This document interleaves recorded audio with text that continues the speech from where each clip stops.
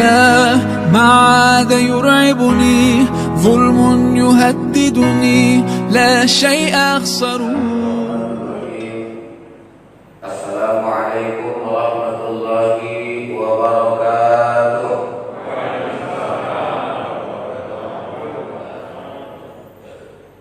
حمدا وشكرا لله صلاة وسلاما على رسول الله وعلى آله وأصحابه وموالاه. قال الله تعالى في القرآن الكريم: أعوذ بالله من الشيطان الرجيم. تبارك الذي بيده الملك وهو على كل شيء قدير الذي خلق الموت والحياة ليبلوكم أيكم أحسن عملا وهو العزيز الغفور. وقال رسول الله صلى الله عليه وسلم في كتابه الحديث: من يرد الله خيرا يفقهه في الدين. صدق الله العظيم وصدق رسوله النبي الكريم ونحن على ذلك من الشاهدين والشاكرين والحمد لله رب العالمين. Mari kita terus bersyukur kepada Allah Rabbul Jalil, Allah Sang Pemilik kehidupan. Hari ini Allah membangunkan kita dari tidur nyenyak. Kemudian Allah gerakkan langkah kaki kita menuju Masjid Al-Ikhwan yang kita cintai ini dalam rangka melaksanakan sholat subuh berjamaah dan mengikuti majelis taklim. Hari ini kita istimewa karena habis sholat subuh kita berzikir, setelah berzikir kita berdoa, kemudian mengikuti majelis taklim, dan nanti siapa yang menutup dengan sholat sunat 2 rakaat, sholat sunat isyraq, maka kata Nabi pahalanya seperti melaksanakan ibadah haji dan umrah. Jadi setiap subuh kalau ada taklim kita manfaatkan untuk setelahnya melaksanakan sholat sunat isyraq 2 rakaat agar mendapatkan pahala seperti melaksanakan ibadah haji dan umrah. Tapi kalau kita sering kayak gitu, jangan niat haji kan niat umrah. Salah. Ya, aku Ustaz yang minggu udah dapat pahala haji dan umrah daripada gong-gong gue Ustaz dan Ustaz. Ya, itu salah. Salawat dan salam tidak lupa kita sampaikan kepada Nabi kita cinta baginda Rasul Muhammad sallallahu alaihi wasallam. Dalam hadis Rasul bersabda, "Raghiba anfu rajulun dzukirtu anhu falam yusalli alayya." Celakalah orang yang ketika disebutkan namaku di sisinya tapi dia tidak mau bersolawat kepadaku. Dalam tafsir hadis, Imam At-Tahawi menyebutkan bahwa hadis ini menunjukkan adanya kewajiban bagi kita yang mendengar nama Nabi disebutkan di sisi kita untuk bersolawat. Bahkan Imam At-Tahawi menyebutkan setiap nama Nabi disebutkan walaupun berulang-ulang wajib kita bersolawat kepada Nabi. Tapi jumhur ulama menghukumkan berbeda. Kalau kita berada di sebuah majelis taklim, kemudian ceramah atau ustadznya berulang-ulang menyebut nama Nabi, maka yang wajib hanya 1 kali, yang selebihnya dihukumkan sunnah. Tapi Bapak Ibu, kalau kita boleh milih, maka pilihan kita tetaplah bersolawat kepada Nabi ketika mendengar nama Nabi disebutkan di sisi kita. Karena kita juga berharap mudah-mudahan yang rajin bersolawat nanti di yaumil mahsyar akan mendapatkan syafaat dari baginda Rasul. Amin ya rabbal alamin. Pertama sekali yang saya hormati dan yang kita muliakan Bapak Ketua Badan Kemakmuran Masjid Al-Ikhwan dan pengurus yang hadir pada pagi subuh ini. Kemudian yang saya hormati dan saya muliakan Bapak-bapak, Ibu-ibu, orang-orang tua saya, para ustaz, alim ulama yang hadir pada hari ini. Mudah-mudahan kita semuanya dirahmati dan diridhai Allah Subhanahu wa taala.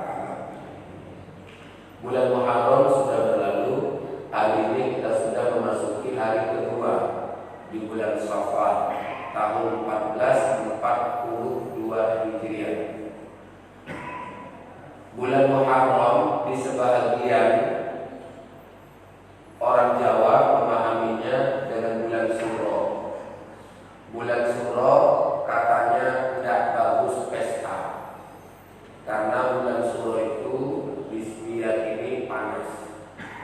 Tahun ini alhamdulillah bulan Suro nggak panas, dingin.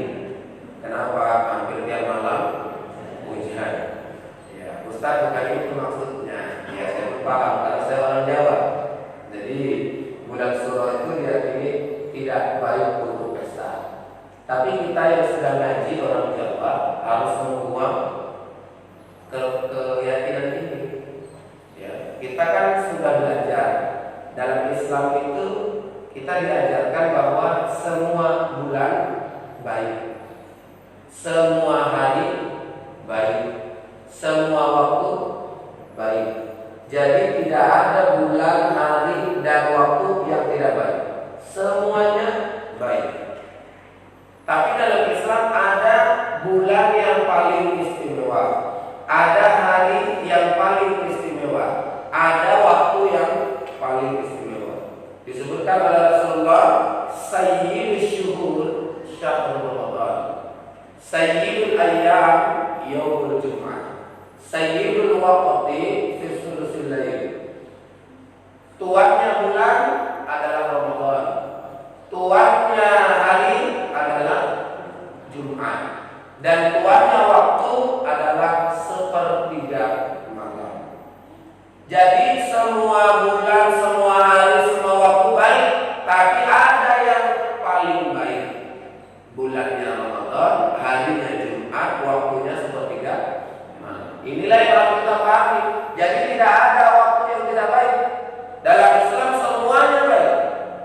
Ya, jadi makanya Bapak Ibu, alhamdulillah kita hari udah lewat. Ya, udah lewat di bulan Muharram. Kita sekarang ini masuk di bulan Safar. Seiring dengan perjalanan waktu itu, maka kita harus memahami keberadaan kita hidup di hadapan Allah. Bapak Ibu, di dalam surah Al-Mulk ayat 2, Allah seolah mengingatkan kepada kita tentang bagaimana arah kehidupan kita ke depan. Di dalam surah Al-Mulk ayat 2 Allah mengatakan, Alladzi khalaqal mauta wal hayata liyabluwakum ayyukum ahsanu amala. Dialah Allah yang telah menciptakan kematian dan kehidupan. Liyabluwakum, untuk menguji kamu. Ayyukum ahsanu amala, siapa di antara kamu yang paling baik amalnya. Ini kalau dalam bahasa ceramahnya Pak, sebenarnya ada dua yang mau dikaji. Cuman hari ini saya nggak cuma satu, karena ada kalimat liyabluwakum itu pembahasan. Ya, pasti kita akan diuji. Baru kemudian ayyukum ahsanu amala. Ujian itu untuk apa? Untuk mengetahui siapa di antara kita yang paling baik amalnya. Bapak Ibu yang perlu dicatat dalam ayat itu, ini poin penting yang saya sampaikan pada hari ini. Liyabluwakum ayyukum ahsanu amala. Menguji kamu siapa di antara kamu yang paling baik amalnya. Ingat ya Bapak Ibu, yang paling baik amalnya, bukan yang paling banyak amalnya. Jadi kalau kita paling banyak amalnya, jangan sok paten. Karena yang banyak amalnya belum tentu baik. Tapi yang sedikit amalnya kemudian berkualitas sesuai dengan syariat, itu lebih baik dan lebih sempurna daripada yang banyak tapi hanya ngikut-ngikut saja. Kalau cerita banyak Pak, jangan ditanya. Mama-mama jualannya. Ya. Ada ibu-ibu pernah melapor saya. Waktu itu saya ada menyinggung sedikit tentang sholat duha. Jadi waktu pulang dijumpai saya. Assalamualaikum Ustaz, waalaikumsalam Bu. Cepat kali Ustaz mau pulang. Dia mungkin ini ada lagi yang mau saya kerjain. Habis itu dibilangnya Pak, Ustaz tadi Ustaz cerita sholat duha kan Ustaz? Iya Bu. Ustaz alhamdulillah Ustaz, saya Ustaz setiap hari hampir tidak pernah tinggal sholat duha. Oh Pak, paten nggak Bu? Saya bilang, iya Ustaz, aku ya Ustaz, kalau sholat duha itu Ustaz, kalau nggak 12 rakaat, kayaknya nggak enak juga Ustaz. Buya mantap kali, saya bilang. Saya aja setiap hari bisa 2 rakaat saja sudah alhamdulillah. Ibu 12 rakaat, subhanallah, saya bilang. Bagus Bu, pertahankan Ibu sholatnya itu. Iya Ustaz, insya Allah. Ya udah ya Ustaz, itu aja ya. Jadi katanya begitu aja lah Ustaz ya. Jadi aku mau nyampaikan itu aja. Iya Ustaz. Oh, ya udah lah Bu.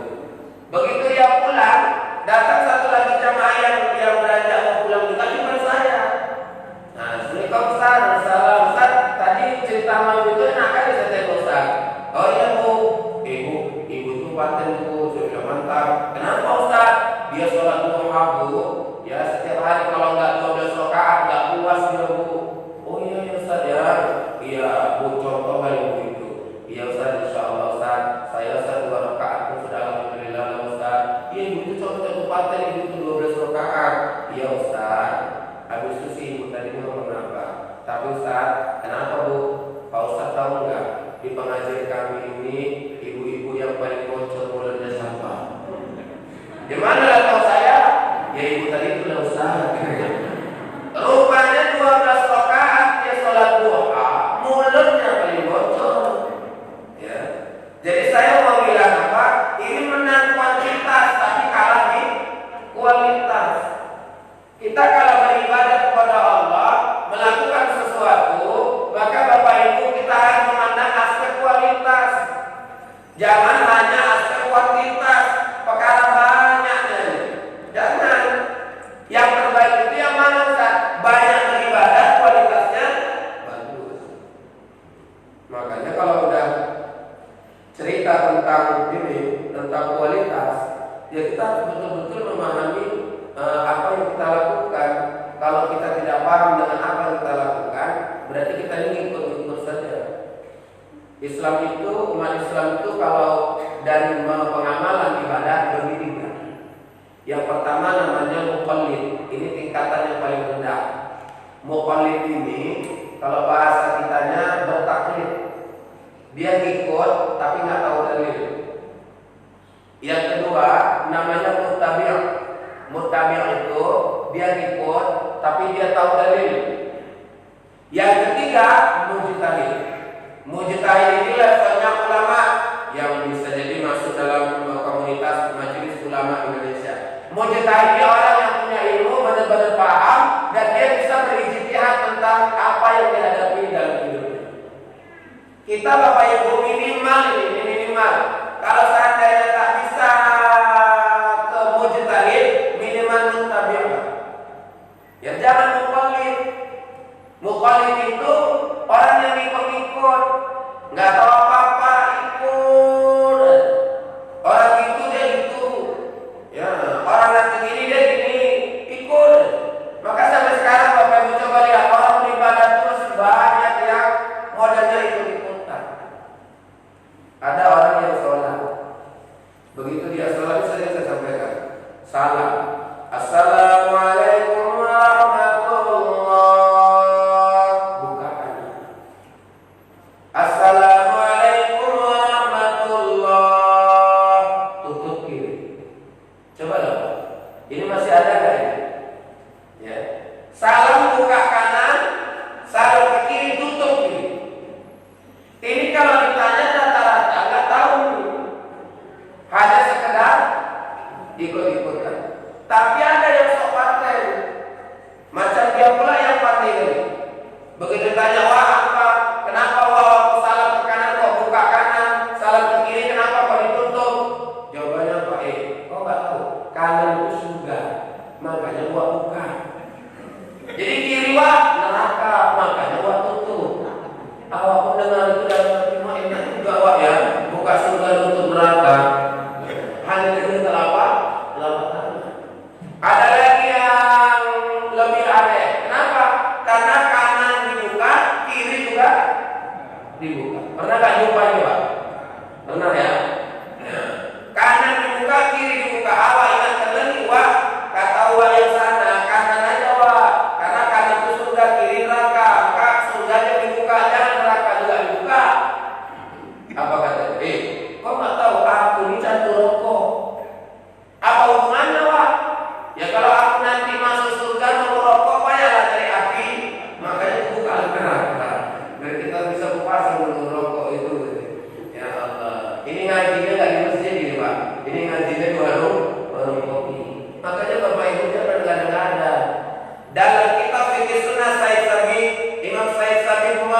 menyebutkan satu hadis Rasulullah riwayat Tirmizi.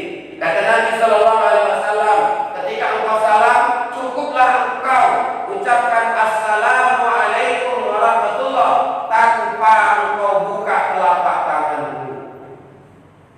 Ya, ini enggak macam-macam. Cukuplah engkau ucapkan assalamu alaikum warahmatullah tanpa engkau buka telapak tanganmu. Bahkan Pak, kalau dari hadis ini ada dua hukumnya. Pertama, kita kalau salam, nggak usah lengkap kayak salam masuk rumah orang. Assalamualaikum, nggak dengar. Assalamualaikum warahmatullah, nggak dengar juga. Assalamualaikum warahmatullahi wabarakatuh. Nah, baru dia dengar. Kita kan kalau salam sama orang kan sunahnya panjang-panjang, ya. Tapi kalau salam waktu sholat, kata Nabi cukuplah engkau ucapkan assalamualaikum warahmatullah. Gak usah lebih-lebih. Kita kalau lebih-lebih ini nanti itulah namanya bid'ah, nambah-nambah. Dalam tafsir hadis Imam Hanafi menyebutkan siapa yang ini yang melebihkan itu hukumnya haram. Kalau Imam Syafi'i menafsirkan siapa yang melebihkan assalamualaikum warahmatullahi wabarakatuh misalnya waktu salam ke kanan, maka itu hukumnya makruh. Jadi kita kalau salam itu cukup assalamualaikum warahmatullah. Dalam riwayat bahkan nggak ada warahmatullahnya. Assalamualaikum. Dalam satu riwayat. Ya, tapi Bapak Ibu yang dirahmati Allah. Yang kedua apa tadi? Cukuplah engkau ucapkan assalamualaikum warahmatullah tanpa engkau buka telapak tangan. Nah ini. Udah capek dia sholat dari dulu sampai berubah rambutnya masih juga tetap. Jadi kalau sekarang ini masih ada saudara kita, sahabat kita, tetangga kita yang sholat masih buka telapak tangan kanannya ketika salam, tolong Pak diingatkan. Tapi kalau udah dengar pengajian ini, insya Allah nanti nggak ada lagi. Cuma masalahnya Ustaz kayak gitu itu nggak ngaji pula. Nah, itulah itu stresnya Pak. Ya, yang kayak gitu memang nggak ada. Maka Bapak Ibu, kalau memang dia tidak ada, sampaikan. Karena itu bagian dari kualitas ibadah kita. Jadi jangan sampai nanti ada orang ibadah yang tahu asli modelnya ngikut aja, tapi tidak pernah tahu dalil. Dan lemahnya kita di hadapan komunitas yang lain itu di situ. Bapak nanti sini tanya dalil, kau tahu dalil ini nggak tahu, salah. Nanti awal tanya ini nggak ada dalil. Nanti ini nggak ada dalil. Setiap ini nggak ada dalil. Akhirnya apa? Bina sesat masuk neraka. Habis lah. Nah, tapi Bapak Ibu, kita yang ngaji insya Allah. Walaupun Bapak Ibu tidak hafal, Bapak Ibu cukup katakan waktu kami ngaji di masjid kami dengan Ustaz ceramah ada dalilnya. Nah, begitu. Nggak usah pada dihafal kali itu. Karena tahu lah orang hafal di bayar. Ya, Mama lagi kadang nanya sama Ustaz, niat puasa Asyura kayak mana Ustaz? Saya bilang, Bu, Ibu niatnya pakai bahasa Indonesia aja. Ya kayak mana itu Ustaz? Ya udah Ibu tinggal bilang aja sama Allah, waktu besok Ibu mau puasa ya Allah, aku niat puasa Asyura esok hari karenamu ya Allah. Udah gitu aja. Bahkan ada yang menunjukkan kita dekat kali sama Allah. Ya Allah, besok aku puasa Asyura ya Allah. Nah, saya tidak tahu bagaimana. Pikirnya orang yang main. Ini serius Bu. Ya. Makanya ibu-ibu kok dikasih tahu kayak gini, agak enak kali kayak gitu. Ya. Yang bahasa Arab apa Ustaz? Kenapa namanya Bu lebih enak bahasa Arab? Ya udah. Nah ini kan bahasa Arab nggak ada ketentuan niatnya itu kemana. Jadi Ustaz yang A bisa beda,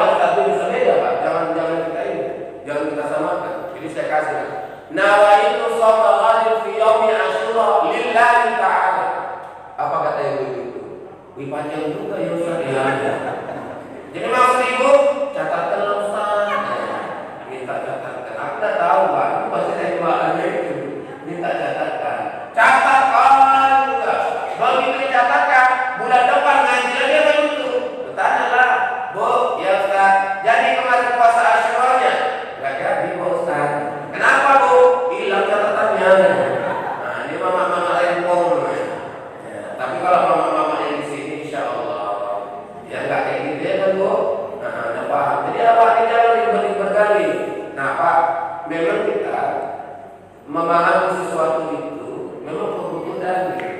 Ya, kalau tidak ada dalil juga susah. Ya. Ada orang sholat berjamaah, ketika sujud terakhir, imamnya sudah bangkit, dia masih tetap sujud. Kira-kira balik nggak ini? Permasalahannya di mana, Ustaz? Permasalahannya itu pada pemahaman. Pemahamannya yang sujudnya lama itu, pemahamannya apa? Kan itu sujud terakhir. Di sujud terakhir itu sunnah lama-lama, karena pada saat itu dikabulkan doa. Awak salah paham. Itu memang disunnahkan lama-lama. Tapi kalau berjamaah, kan itu sunnah kan? Berjamaah ada yang wajib.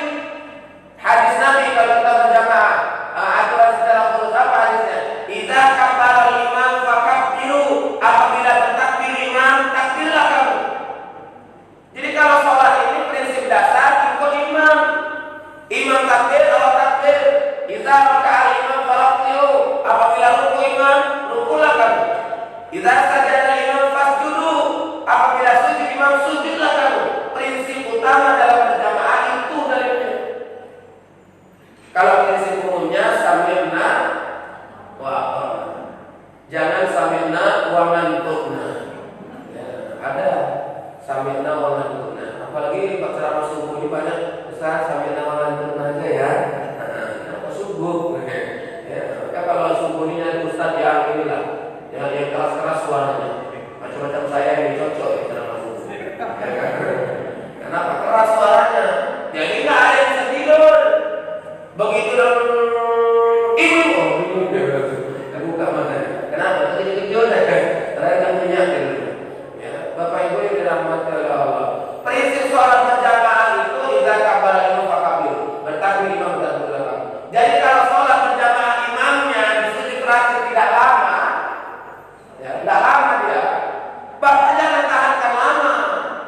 Bapak nanti seolah-olah tidak patuh sama imam. Memang dalam fikih betul, kalau nggak lewat 2 rukun nggak apa-apa.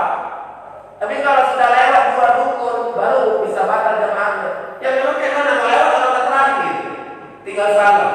Cuma kan kasihan imamnya, imam udah bangkit kawan mau sujud. Dan yang saya heran, kenapa ya yang sujudnya lama waktu imam udah bangkit itu ngerasa dirinya yang paling baik. Begitu imam bangkit dari sujud terakhir, Allahu Akbar, dia masih sujud dalam hati ini. Ini kan yang tahu bedanya. Pikirnya dia tinggal. Pak, yang begitu itu secara hukum kita harus paham. Sujud terakhir dilamakan hukumnya sunnah. Mengikuti imam hukumnya wajib. Mana yang didahulukan? Wajib. Ini harus dicatat. Enggak. Kalau Bapak sholat sendirian silakan. Misalnya tadi malam sholat isya, ada ba'da isya. Nah, waktu sholat isya kita ikuti imam. Waktu ba'da isya kan kita sholat masing-masing. Di situ Bapak Ibu mau sujudnya lama-lama silakan. Mau sampai setengah jam sujud terakhirnya silakan.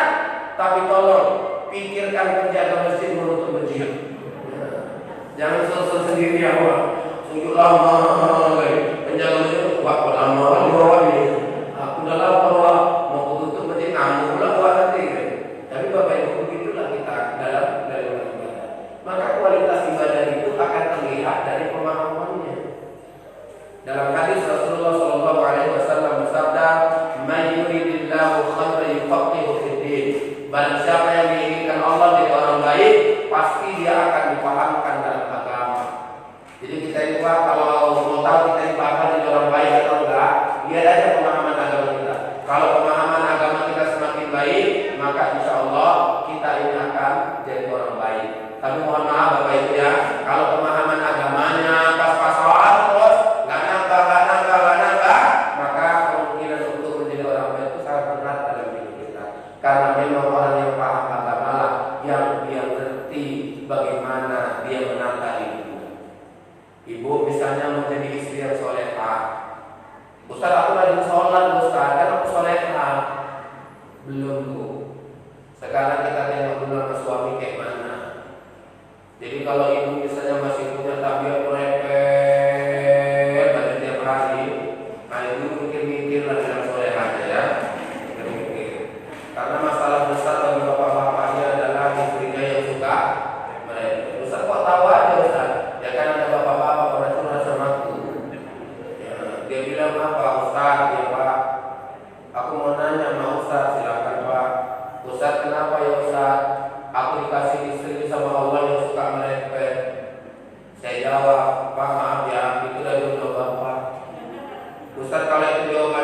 enggak Ustaz.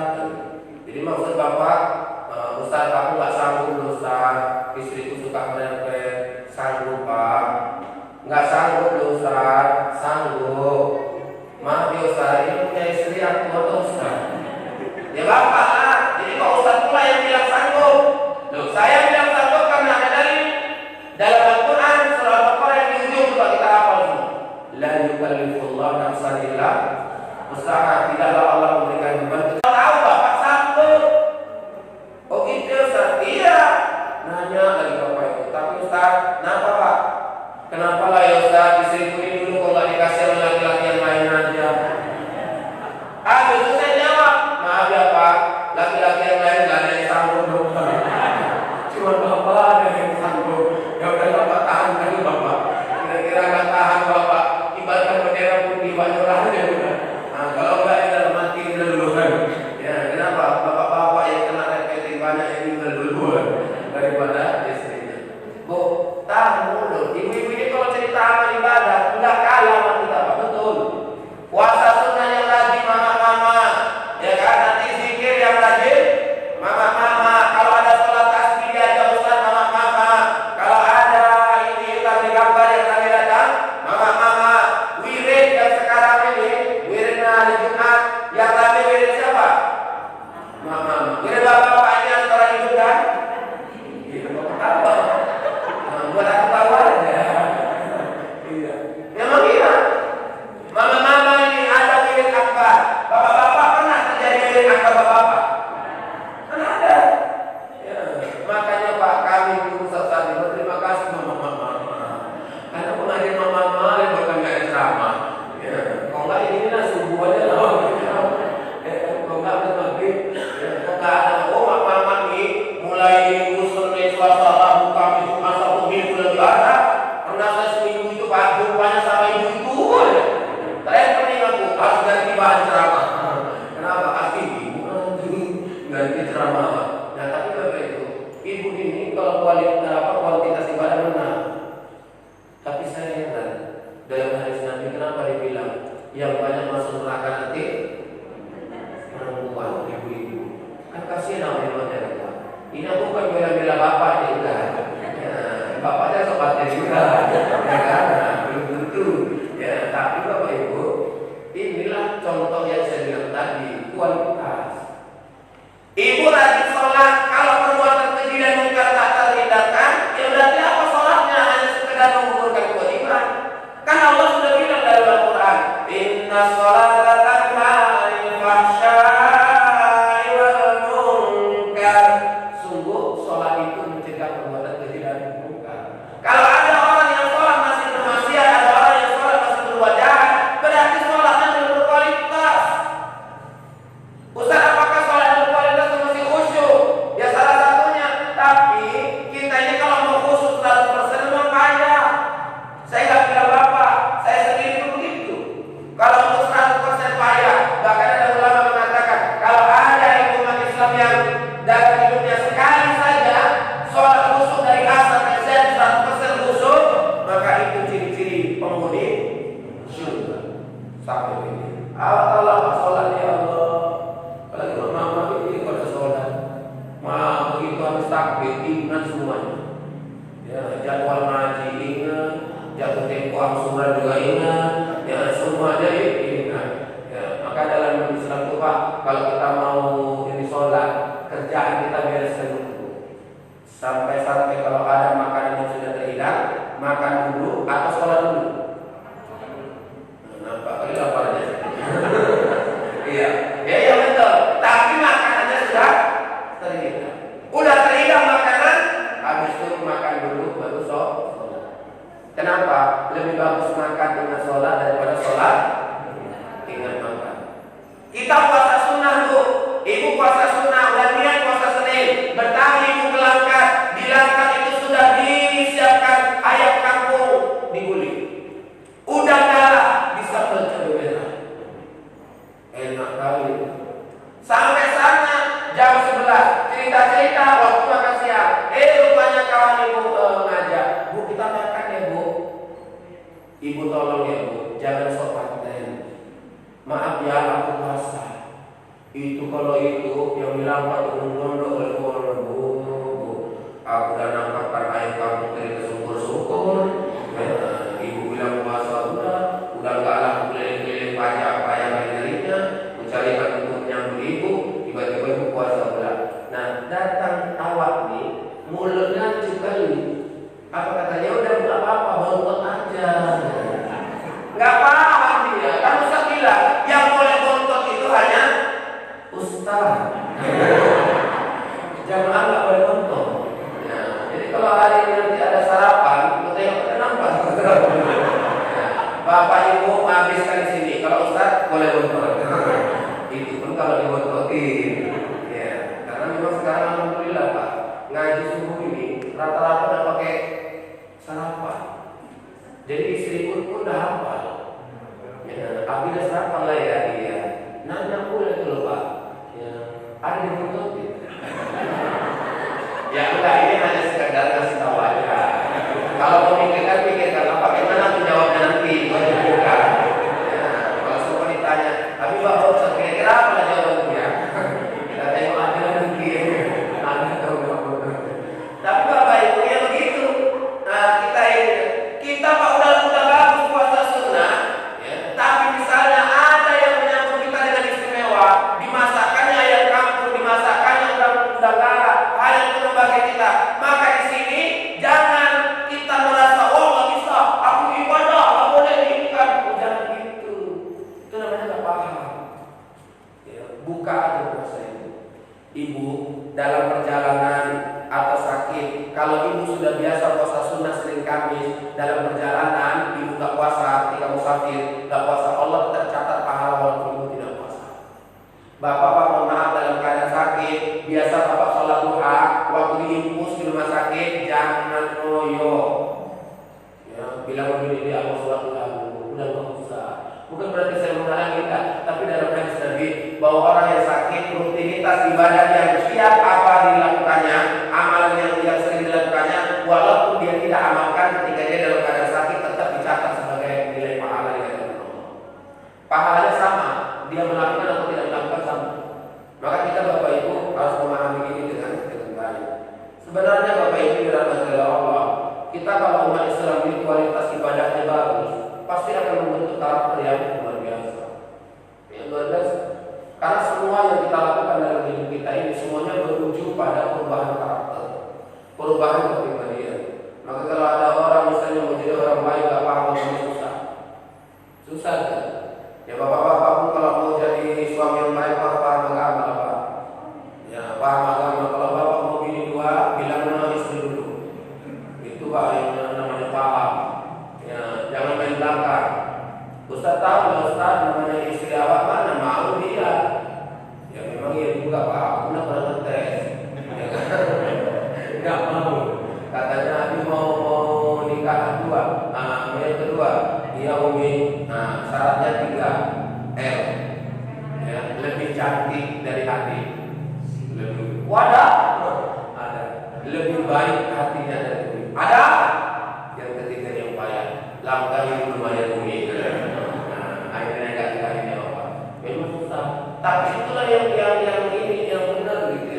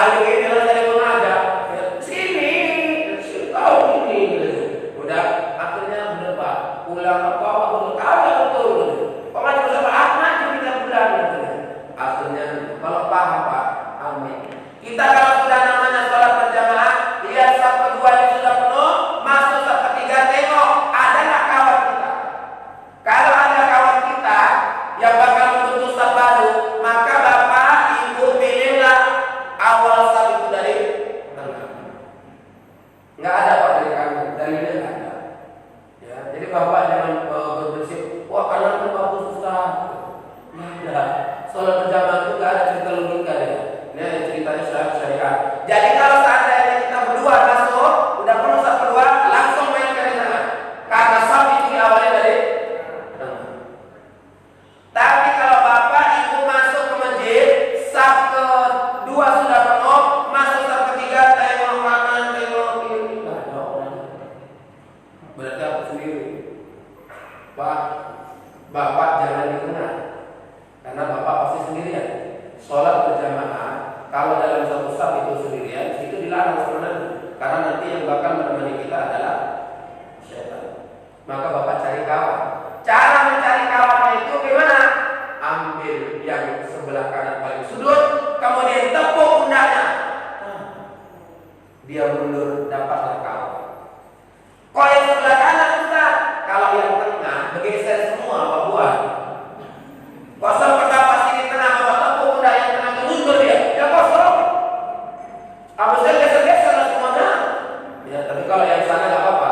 Sana satu kan di ujung nggak apa-apa, mundur dia. Cuman masalahnya pas saya awak tepuk itu nggak pernah ngaji, bulan dia. Begitu tepuk tak dia. Bapak bukan kalau habis tepuknya langsung takbir, entah yang nggak mundur dia. Tepuk tengok dulu, mundur nggak dia? Kalau nggak mundur tepuk dua kali. Nggak mundur juga Ustaz, tepuk tiga kali. Nggak mundur juga Ustaz. Udahlah, minum paham. Sini bapak, yang sana, sini, tengah. Kalau di sana toh sendirian juga, nggak bagus. Bapak di sini aja, bapak sini sendirian. Ya. Itulah makanya kalau ngaji ini awal, lepas semua ini nanti, ya kalau terjadilah yang saya ceritakan ini, pasti bapak-bapak yang ditepuk pundaknya udah paham. Mundur. Ada yang nanya, ya Ustaz masa sholat maju mundur, ya kayak sehari ini pula maju cantik, mundur cantik, ya gerak. Itu kan gerak-gerak Ustaz, nggak apa-apa Ustaz, nggak apa-apa. Ya kita bergerak ini Pak, nggak ada masalah. Ya, yang dilarang dalam syariat itu adalah bergerak kalau nggak ada keperluan. Dalam hadis Nabi itu boleh kita bergerak kalau ada keperluan. Bahkan membunuh binatang kalau seandainya sedang sholat itu boleh. Kenapa kok boleh Ustaz? Ya itu syariat untuk kemaslahatan kita. Jadi bergerak tidak ada larangan Pak. Sama kayak sering saya bilang juga Bapak, yang sholatnya paling pinggir, kemudian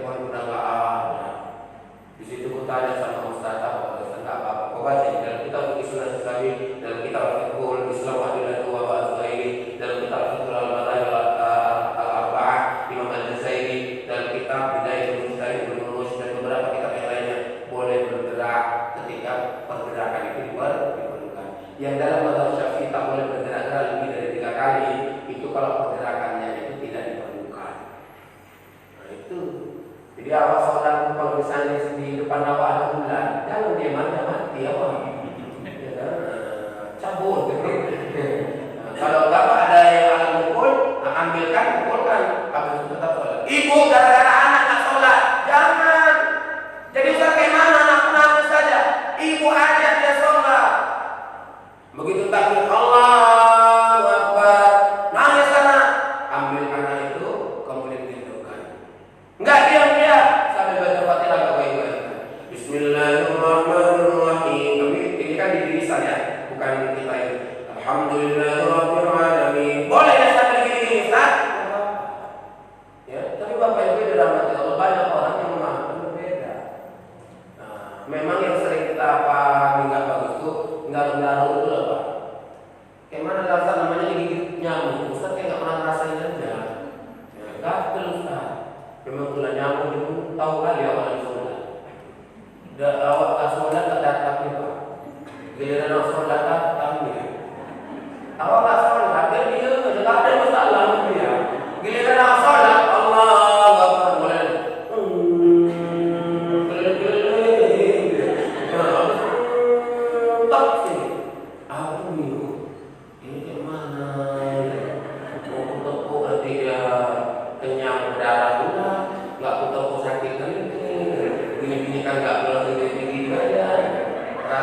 Pakai jurusan ini adalah apa? Usir cantik. Sana. Nah, gitu nanti. Kenapa? Karena memang susah kita. Ya, inilah kalau nggak paham kamu itu susah. Sama ada yang sholat. Ustaz, aku sholat tiba-tiba tai cicak jatuh dari atap ke tangan, nampak kamu. Ini perlu dibahas. Bagaimana ini status cicak? Najis atau enggak? Kira-kira kalau seandainya sholat dan najis, sahkah sholatnya? Tidak. Tapi saya pernah bertanya. Dulu beliau ketua komisi fatwa MUI, Ustaz Haji Ahmad Sanusi. Jadi beliau bilang apa? Kalau ada cicak jatuh pas di tangan awak, pas kita sholat, tengok jenis tai cicaknya. Ini serius ibu-ibu udah ketawa dulu. Ibu-ibu ini tengok jenisnya. Kalau dia jenis tai cicaknya kering, maka kita tidak perlu membatalkan sholat kita. Cukup kita hentakkan itu tai cicak, dia ini lepas dari tangan kita, lanjutkan sholat. Pas pulang ditolong dia Ustaz, udah sedikit aja gini kan. Jangan gitu. Ada yang muap masuk pula kemudian. Ya, jangan. Ya, kita akan sedikit. Nanti begitu kita sholat baru kemudian ini karena dia kering. Tapi kalau tai cicaknya basah, itu tanda baru keluar dari pabriknya. Ya, Pak, dengan sangat ini kecewa, kita harus batalkan sholat. Ketika kita batalkan sholat, nggak perlu ngambil air wudhu lagi. Bersihkan najisnya, ya, baru kemudian lanjut sholat. Tapi lanjut sholatnya diulang lagi berarti kan? Nah, jangan jawab itu udah berapa rakaat? Nah, 2 kali lagi berarti. Jangan lah, ini kan anak bawah. Ya, jadi Bapak Ibu maksudnya lanjutkan sholat, diulangi sholatnya karena sudah batal. Nah, jadi Bapak Ibu dirahmati Allah, simpel sekali dalam kaitan dengan beragama ini. Kalau kita memang betul-betul ya ingin berkualitas ini hidup kita, amal kita, maka pahamilah dengan baik. Ibu-ibu yang rajin ke masjid tetap konsisten, ibu-ibu yang tidak ke masjid juga silakan, tidak ada masalah. Karena ibu ini dalam satu riwayat disebutkan perempuan itu lebih bagus sholat di rumah daripada di masjid. Tapi Pak, juga harus disampaikan bahwa Rasul juga pernah bersabda, wahai para suami, janganlah engkau larang istri-istrimu sholat di masjid. Jadi saya ingin mengatakan kalau ibu yang sudah rajin ke masjid istiqomah, karena saya ingin percaya bahwa ibu-ibu ke masjid ini karena ingin dapat pahala yang lebih ya. Betul ya Bu? Nah, kalau di rumah Ustaz aku sholatnya sendiri Ustaz. Ya, kalau sendiri pahalanya cuma 1. Sementara kalau di masjid berjamaah pahalanya 27. Atau dalam riwayat lain 25. Kemudian kalau di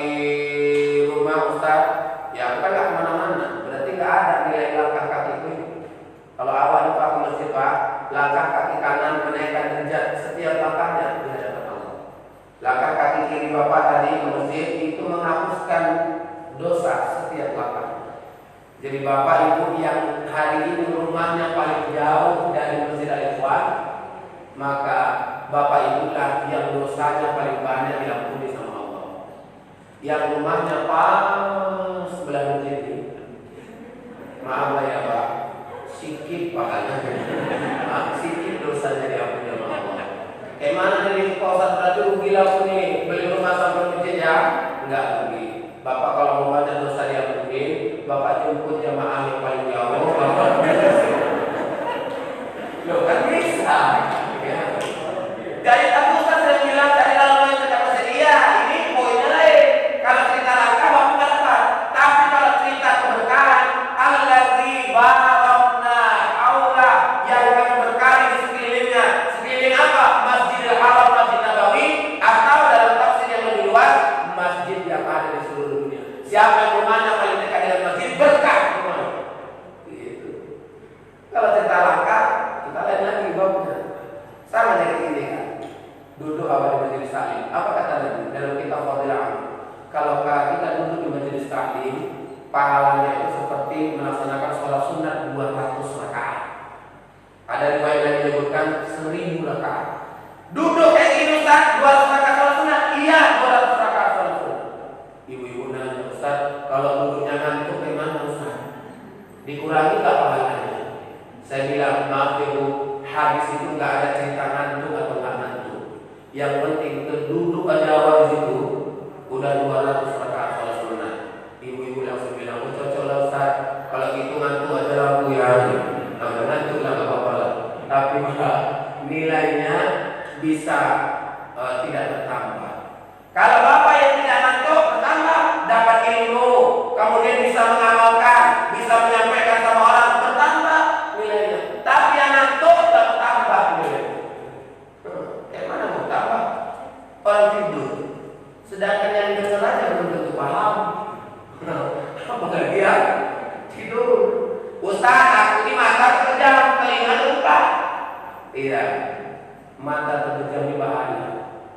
Habis kemudian Bapak-bapak ini Pak, tolong waktu khutbah Jumat banyak kalau perhatikan. Khutbah Jumat ya Allah dulu aja kita gini. Tolong Bapak pikirkan perasaan khotib Bapak ini ada perasaannya kurang. Ya, khotib kurang. Oh, aduh sudah Jumat rahmat Allah. Kamu saya Pak kalau berbentur di si ceramah, ibu-ibu atau bapak, itu apa ya? Saya lebih pilih ibu. Wirid malam Jumat sama wirid hari Jumat beda dulu. Kalau ibu-ibu didatangi enggak, begitu masuk aja dan nampak Assalamualaikum. Ibu bilang saya, Waalaikumsalam Pak Ustaz, silakan dulu Pak Ustaz. Udah pada pangkal saja ada bertanda ibunya Ustaz. Tempat dulu Ustaz. Wirid bapak-bapak Pak ya Allah. Assalamualaikum. Waalaikumsalam. Dia nunjuknya di situ, tapi di situ nggak ada loh. Tapi bukan bapak-bapak yang di sini. Ya, ini yang di luar sana. Cuma yang di luar sana mau juga masuk kompleks ini. Pak saya pengalaman sakit dari Pak. Sakit. Saya tamat S2, itu umur saya waktu itu 28 tahun. Masuk menjadi yang undang saya sekretaris BKN, yang nyambut saya ketua BKN. Ketua BKN dia tua, badan tinggi besar. Mungkin dari TNI itu apa namanya? Ya, tapi bukan berarti ini Pak, mungkin. Nah, ini Bapak yang masuk TNI gawat nih. Ya. Pak, masuk saya. Assalamualaikum. Dia ini Waalaikumsalam. Waalaikumsalam. Habis itu Bapak tanya, Pak sakit gak ya? Dibilang benar. Kau ustadznya? Dalam hatiku mau kulawan dan kuat. Kusenggol sekiranya punya ini. Tapi soalnya mengampun. Saya jawab lagi ya Pak, saya diundang sekretaris BKN. Oh, macam tak respon. Macam aku tadi kan nakal. Disambut aku di depan itu. Makanya jamaah sini luar biasa. Lahir Pak. Makanya kok disuruh ceramah lagi, ya mudah-mudahan. Ya kan ini sambutan Pak. Ya, Pak Ustaz ini kali kalau etikanya bagus Pak seneng kali Pak. Jamaah Bapak begini nih, siapa Ustaz yang datang kemarin nggak semangat ceramah? Coba, siapa yang nggak semangat ceramah? Kalau dia nggak semangat ceramah, nanti banyak kali masalah hidup dia. Ya, Ustaz nggak punya masalah, ada. Ya, tapi hilang, kalau Bapak Ibu hilang, ya, kok gitu? Iya, karena jamaahnya sebenarnya banyak. Itu maksud. Giliran ceramah, mama diceramain. Mulai dari Bismillahirrahmanirrahim. Mama semangat. Tapi kalau masuk wirid malam Jumat bapak-bapak, baru dimulai Bismillahirrahmanirrahim. Langsung habis nengos. Ini izinnya Pak, saya nggak buat-buat ya Pak. Saya kalau wirid bapak-bapak model kayak gitu, ceramah setengah jam tahan aja, itu lagi hebat kali itu Pak. Betul. Rata-rata kalau mama-mama paling sedikit 45 menit, tapi kalau bapak-bapak paling banyak setengah jam. Kayak mana Pak tahan semuanya mundur. Entah awak cabut nggak tahu ya. Cuma kalau cabut diam-diam Pak ya lah ya Pak. Dia cabut harus jelas. Maksudnya jelas diketahui oleh jamaah. Jangan negatif. Nah Bapak Ibu ini berbagi harus. Jadi Ibu kalau ke masjid itu berpahala langkah kaki kanan, langkah kaki kiri kan. Habis itu kalau di rumah ada kopiah, itu, ya kan. Habis itu kalau ini di rumah, apakah sholatnya buru-buru atau santai? Nah kan gitu. Ayat-ayatnya pun rata-rata ayat langganan. Inna a'tayna al-kautsar. Ayat-ayat langganan. Kalau nggak itu tripul, 30. Qul huwallahu ahad, qul huwallahu falaq, qul huwallahu nas. Coba kalau di sini, apalagi saya dengar imamnya Hafiz, yang mana Imam? Ustaz ya, apalagi imamnya Hafiz. Kalau belum buka masker aja udah tergantung gitu. Nanti buka kasih dulu. Tahu nggak Ibu? Imamnya Hafiz, enak kali. Udah nikah, Ustaz? Aduh saya kali. Kalau belum pasti direbut Ustaz. Ya, tapi Bapak Ibu dirahmati Allah, ya itulah enaknya. Habis sholat, zikir, habis zikir doa berjamaah. Kata Nabi doa berjamaah lebih dikabulkan daripada doa sendiri. Udah, habis itu Bapak Ibu ada silaturahminya lagi. Awak ke masjid nih, biar kenal masjid. Jangan nanti masjid terkejut waktu awak meninggal. Giliran awak meninggal baru masuk masjid. Apalah terkejut masjid itu? Dapat kau nih, tidak pernah datang ini, baru datang. Saya pernah Pak ekstrim saya berpikir, BKM sama STM kerjasama adalah siapa yang tak pernah ke masjid jangan sholat di masjid. Sanggup Bapak? Gini-gini apa yang maksudnya? Sanggup nggak? Saya ini menawarkan saja, karena saya tak sanggup di sana. Ya kan? Kok gitu ya? Lucu Bapak Ibu, nggak pernah di masjid giliran meninggal baru sholat dari masjid. Masjid itu bingung ya. Nah, yang paling bingung siapa? Jamaah. Waktu ditanya, "Kaifa anta syahadu anna hadzal mayyit huwa khair?" Bingung. Ada yang jawab, "Agak kenal dia." Dia enggak pernah kenapa tiba-tiba disolat dari masjid. Tapi Pak jangan salah paham Pak. Ini kaifa anta syahadu anna hadzal mayyit itu ada dua tafsirnya. Pertama, bagaimana kita saksikan ini jenazah dari fardu kifayahnya baik atau enggak. Makanya kata Nabi jawabannya baik. Ya, atau dua, kaifa tasyhadu anna hadzal mayyit huwa khair? Bagaimana kita saksikan ini jenazah apakah dia baik? Jawabannya baik. Kalau kemudian tidak baik, anggaplah kata baik itu sebagai bantuan terakhir kita kepada si mayit. Sudah selesai. Karena di pernah kejadian. Ini yang tinggal di preman, suka mengupas orang. Meninggal Pak, sepi bilang baik. Enggak ada yang bilang baik. Ya, apakah jenazah baik? Ditanya dokter, apakah jenazah yang baik? Tiga kali, apakah jenazah yang baik? Terakhir dia nanya, oh ya udahlah kalau gitu. Tidak ada yang menjawab. Ya Bapak Ibu, ini saya rasa dari beberapa hal yang saya sampaikan ada pelajaran yang bisa kita bawa pulang dan insya Allah kita semuanya ini gemar dalam mengaji. Karena kalau menjadi orang baik, pahami agak Kalau kita tidak paham agama, susah menjadi orang baik. Ini saja, lebih dan kurang